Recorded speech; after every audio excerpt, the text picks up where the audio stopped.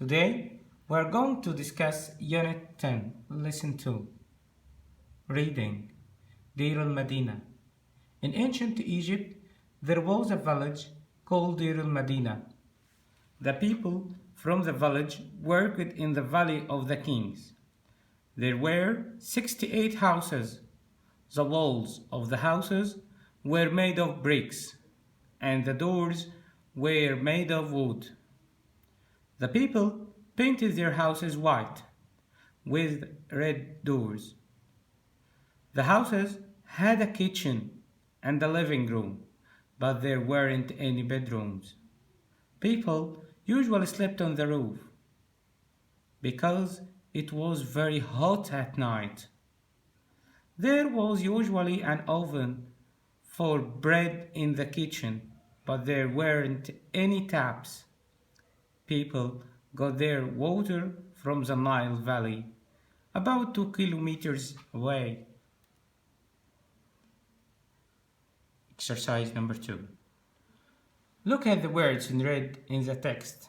Match the words with the pictures. Number 1, bricks. Number 2, taps. Number 3, oven. Number 4, roof. Exercise number 3. Read the text again and answer the questions. How many houses were there in the village?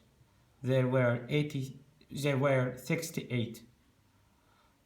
What were the doors made of? Wood. What color did they paint their houses? White. Why did people sleep on the roof of their house? Because it was very hot at night. Where did the people get their water from? From the Nile. Number 6. It's your own answer, my dear students. Next, speaking corner.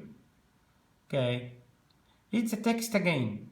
Use these words to make sentences about the homes in Deir al-Madina. Bedrooms, doors, a kitchen, painted walls, taps, water. For example, there weren't any bedrooms. Okay? There were red doors. There weren't any white doors. There was a kitchen. And so on. Number 5. The ancient Egyptians lived 7,000 years ago.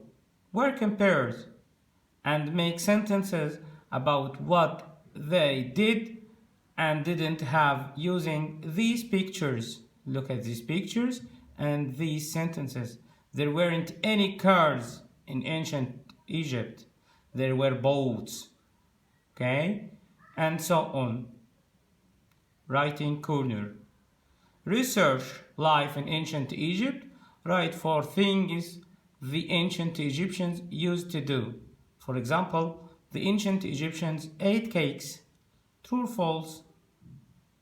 If you search your internet websites, you can answer this question and you can write a paragraph about the life in ancient Egypt.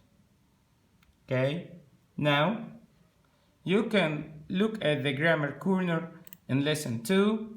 It's about there plus verb to be. There followed by verb to be like is, are, was, and were. For example, there is a car. There are cars. There was a car here yesterday. There were cars here yesterday. And we call these sentences affirmative sentences because they don't have not and they aren't a question. So the form is there followed by is, are, was, or were, is and are in the present sentences, was or were in past sentences, and is followed by singular noun, are followed by plural noun, was followed by singular noun, and were followed by plural noun. If you want to make a negative sentence, so you have to put not after is, are, was, and were. So there wasn't a car here yesterday. So we put not here. Okay?